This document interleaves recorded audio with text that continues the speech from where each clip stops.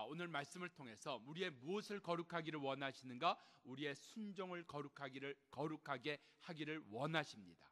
우리의 순종이 거룩해져야 된다는 겁니다. 내가 순종하는 것을 통해서 하나님의 뜻을 이루었는가? 하나님의 뜻이 이루어지고 있는가? 오늘 그것이 살펴지고 그것이 우리 가운데 할렐루야 하나님께 영광 되기를 바랍니다.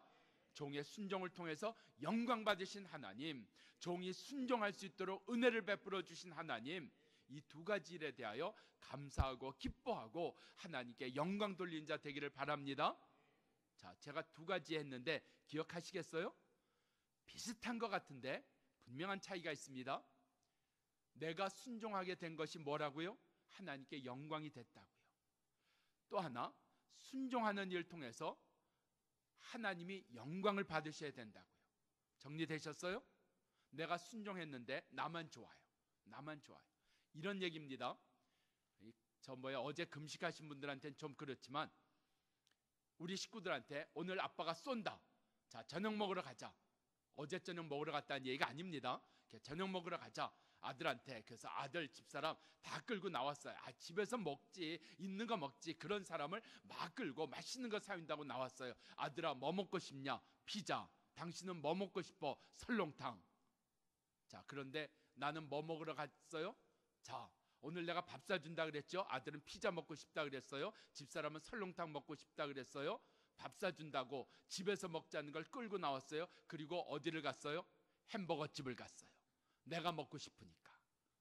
그러면 그 사람들 행복해요? 행복하지 않단 말이에요. 저녁은 사줬어요. 외식 시켜줬어요. 근데 행복하지 않아요. 우리가 하나님 앞에 순종하기는 했는데 정말 하나님이 기뻐하시는 순종이었나? 하나님이 영광을 받으시는 순종이었나? 오늘 그 일을 위하여 우리의 순종을 거룩하게 하시는 하나님의 역사가 이루어지기를 바랍니다. 이런 것을 가리켜 설교에서는 메타포다 이야기합니다. 비유로 이야기를 했다는 거예요. 정리되시겠어요? 예수님도 비유로 말씀하셨습니다. 그래서 씨앗이 떨어지면 좋은 땅에도 떨어지지만 가시된 뿌리에 떨어진다. 비유, 메타포로 이야기하신 게 있어요. 그것을 더 드러나게 하시기 위해서 비유로 얘기하신 일이 있다. 오늘 무슨 설교와 강의하는 것 같아요? 오케이. 자, 오늘 우리에게 중요한 것, 하나님이 영광을 받으시는 순종, 그리고 내가 순종한 것이 하나님께서 내게 은혜 주신 것이라는 것이 깨달아지는 일을 위해 순종에서 중요한 것은 순종이 무엇이냐가 아니라 언제 순종해야 될 것인가 하는 게 중요한 겁니다. 언제 순종해야 될 것인가, 이 순종해야 될 때를 놓치지 아니하는 은혜 있기를 바랍니다. 그래서 오늘 예수님은 우리에게 순종해야 될 때가 분명히 있다 하는 걸 세 가지로 말씀하셨습니다. 첫째가 36절이에요. 내가 저기 가서 기도할 동안에 여기 앉아 있어라. 예수님 말씀하셨어요. 예수님 지금 겟셋마네 왜 올라오셨어요? 기도하시러 올라오셨어요. 그리고 실제로 기도하셨어요. 자, 우리가 언제 순종해야 된다고요? 기도 가운데 순종이 있기를 바랍니다. 우리가 많은 경우에 혼선이 빚어지거나 우리가 많은 경우에 순종을 안 하는 이유가 기도입니다. 기도로 순종을 대신합니다. 아시겠어요? 기도로 순종을 대신해요. 내가 순종해야 될 일을 순종하지 아니하고 기도했다 이거예요. 내가 봉사했다 이거예요. 내가 헌금했다 이거예요. 아니요, 헌금 가운데 순종이 있기를 바랍니다. 기도 가운데 순종이 있어야 됩니다. 봉사 가운데 순종이 있어야 됩니다. 근데 순종 대신에 기도로 끝내버려요. 기도로 끝내버려요. 아니라는 얘기입니다. 예수님 기도 가운데 순종이 있으셨어요. 기도 가운데 십자가 지셨어요. 기도 가운데 하나님이 원하시는 것을 아멘하고 따라가셨어요. 내가 언제 순종해야 되냐고요? 기도 가운데 나의 순종이 있어야 된다. 기도 가운데 나의 순종이 있어야 된다. 놓치지 않으시기를 바랍니다. 기도는 어떠한 경우에도 순종을 대신하지 않습니다. 내가 많이 순종했으니까, 내가 많이 봉사했으니까 순종 안 해도 된다고요? 그런 법 없습니다. 그렇게 봉사 많이 했으면 더 순종해야죠. 그렇게 기도 많이 했으면 더 순종해야죠. 오늘 기도는 순종을 대신하지 않는다. 기도 가운데 순종이 있어야 된다. 기도 가운데 순종해야 될 일이 더 분명해야 된다. 이 은혜가 있기를 바랍니다. 순종의 핵심은 언제 순종하느냐 하는 겁니다. 그래서 기도할 때 순종하는 거다. 두 번째, 37절입니다. 예수님이 여기 베드로, 야고보, 요한 그들이 곁에 있어요. 그럼에도 불구하고 37절 말씀에 보면 고민되고 슬프셨다 그랬어요. 38절에 보면 내 마음이 심히 고민되어 죽게 되었다고 이야기를 하세요.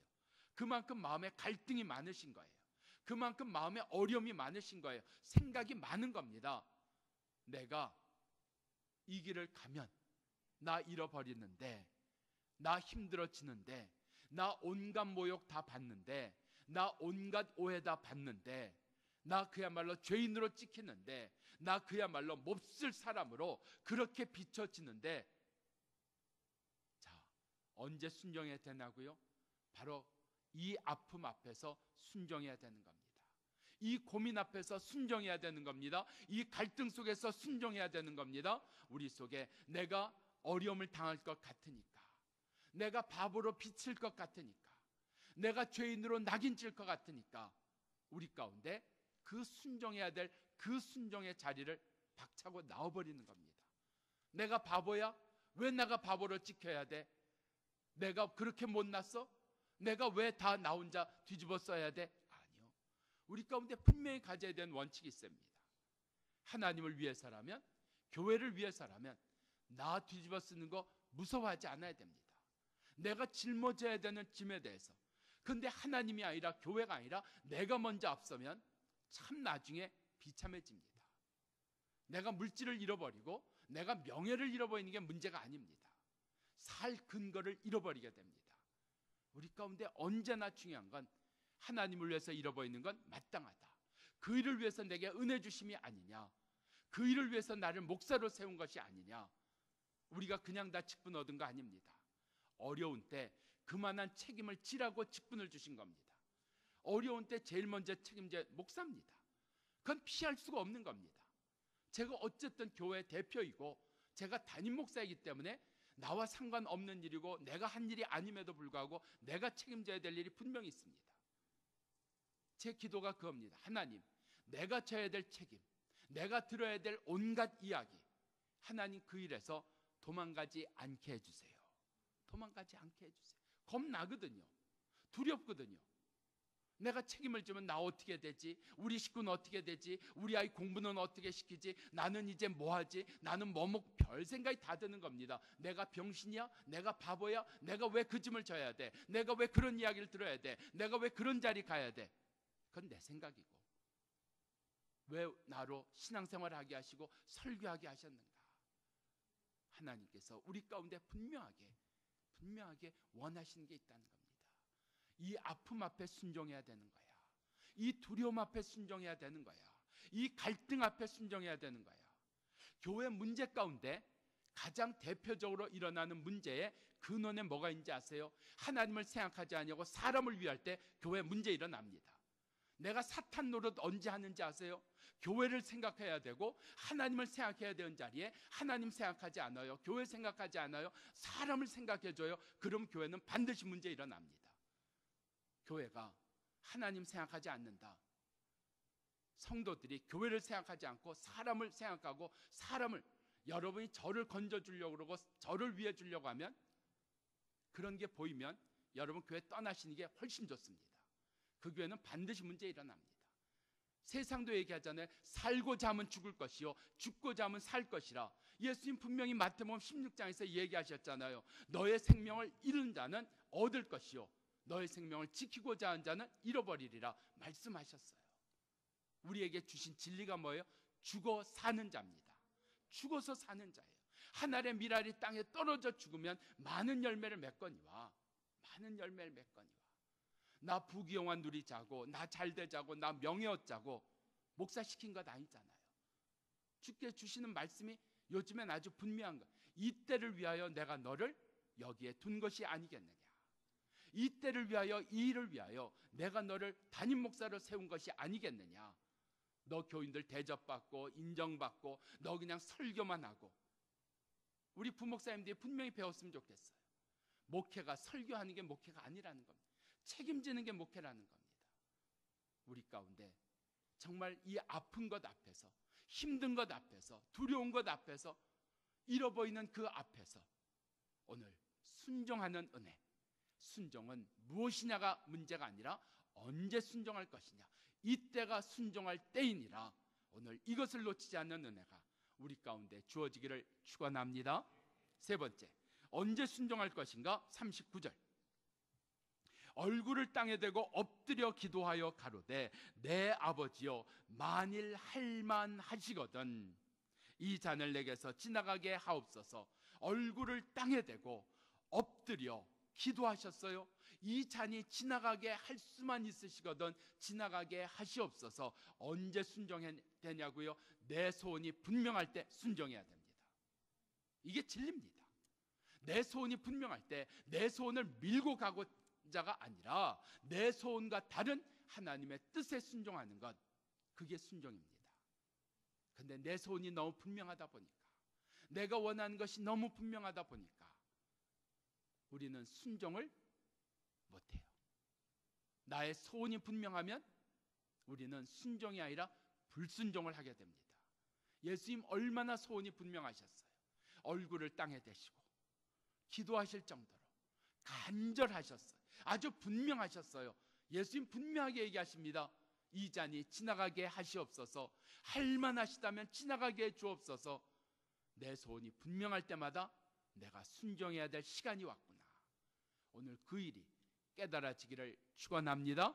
그래서 우리 가운데 오늘 난 언제 순종해야 되는가? 아플 때 순종하자. 실망스러울 때 순종하자. 오늘 내가 원하는 것이 분명할 때 순종하자. 내가 기도하면서 순종해야 될 일이 있는 것, 오늘 언제 순종해야 되는 것을 놓치지 아니하는 자. 그래서 모양은 예배하는 자요, 기도하는 자요, 하나님을 열심히 섬기는 자인데 내용으로 들어가서 불순종하는 자 되지 않기를 주의 이름으로 축원합니다. 자, 어떻게 순종할 수 있을까? 세 가지로 나눕니다. 36절, 예수께서 제자들과 함께 겟셋마네라 하는 곳에 기도하러 가셨다는 겁니다. 어떻게 순종하게 되느냐고요?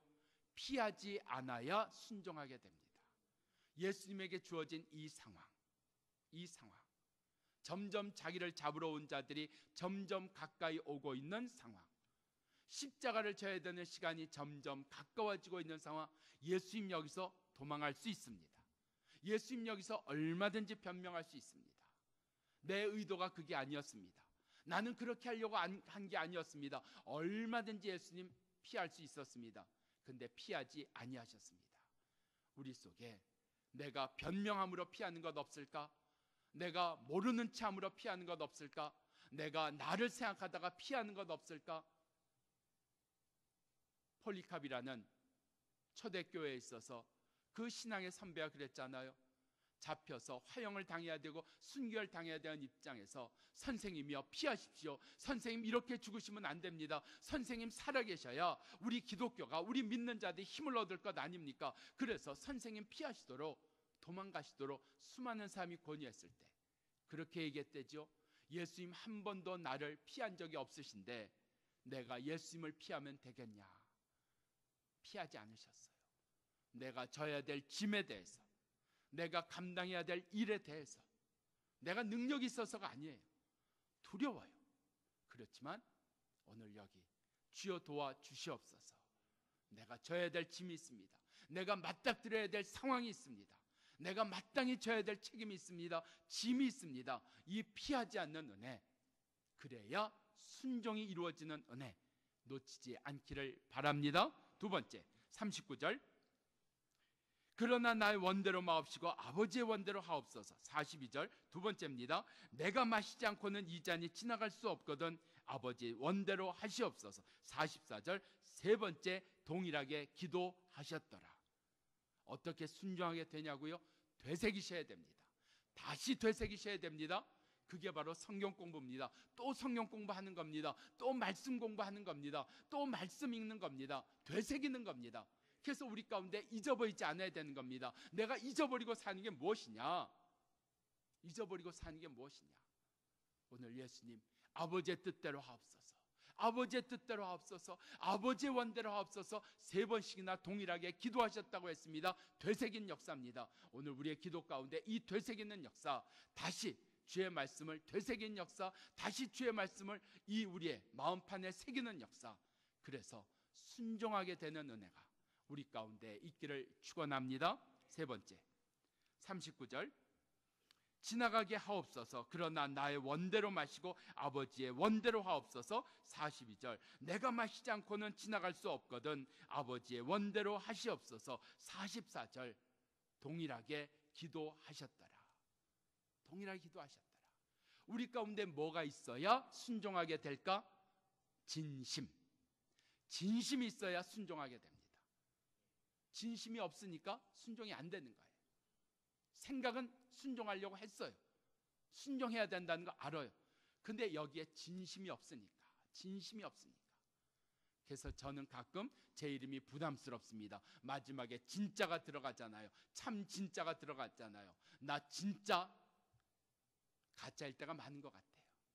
마음만 컸지, 마음만 있지, 마음으로만 생각했지. 진심은 뭐예요? 마음으로만 생각한 거예요? 마음에만 있는 거예요? 아니요. 우리가 다 마음으로 해결한 사람들이 11조로 마음으로만 하는 사람이 있습니다. 그거 불순종입니다. 성경대로 얘기하면 하나님을 굉장히 모욕하는 일입니다. 내 마음은 그렇지 않았다고. 아니잖아요. 마음에만 채우지 마세요. 거기서 나오셔야지 돼요. 진심은 마음으로만 하지 않습니다. 진심은 마음에다가만 두지 않습니다. 가끔 신방을 하다가 우리 스타렉스 그 교회 차 있잖아요. 그게 기름이 이렇게 떨어질 때가 있어요. 뭐 제 차로 이렇게 신방할 때 이렇게 기름이 좀 이렇게 많이 없을 때가 있어요. 근데 우리 집사님 한번 꼭 그렇게 운전하시다가 기름이 떨어지면 주유소로 가세요. 지금 기름이 없어서 뭐 얼마도 못 가는 그런 상황은 아니에요. 얼마인지 교회까지 갈 수 있어요. 근데 꼭 주유소에 들려서 기름을 채우세요. 자기 돈으로 기름을 채우세요. 집사님, 교회 차잖아요. 지금 신방했잖아요. 영수증 주세요. 교회에서 기름값은 나옵니다. 근데 제가 볼 때 거의 예외 없이 기름이 떨어지면 담임 목사 차를 운전하든 교회 차를 운전하든 주의할 때 그 주의는 자기 개인이 해결하세요. 어쩌다 한 번이 아니에요. 제가 와서 10년 동안 그분과 신방할 때 거의 예외가 없이 꼭 그렇게 하시더라고요. 그거 아무것도 아닌 것처럼 보이세요? 한 번이라도 하시고 그런 얘기 하셔야지 돼요. 우리 가운데 그 돈 누구는 아깝지 않아요? 그 기름 들어가는 거요. 지금은 기름값 많이 내려갔지만 옛날에는 스타렉스에 한 번 넣으면 10몇만 원씩 나옵니다. 제 차도 기름통만 커가지고 이것도 옛날에는 12만 원씩 나와요. 여러분 한 번에 10만 원 이상 나가는 거. 그렇다고 그거 뭐 누가 헌금으로 쳐줘요? 누가 그거 했다고 인정이나 해줘요? 진심이에요. 진심이 행동을 만드는 겁니다. 놓치지 마세요. 어떻게 순종하게 되는가? 마음에만 있으면 안 돼요. 마음만 있으면 안 돼요. 우리 가운데 오늘 언제 순종해야 되는가 하는 것과 어떻게 순종해야 되는가 우리 가운데 분명하게 기억되고 행해지는 은혜가 이 고난주간 예수님이 잡히시는 이날 우리 가운데 이루어지기를 축원합니다. 기도하십시다.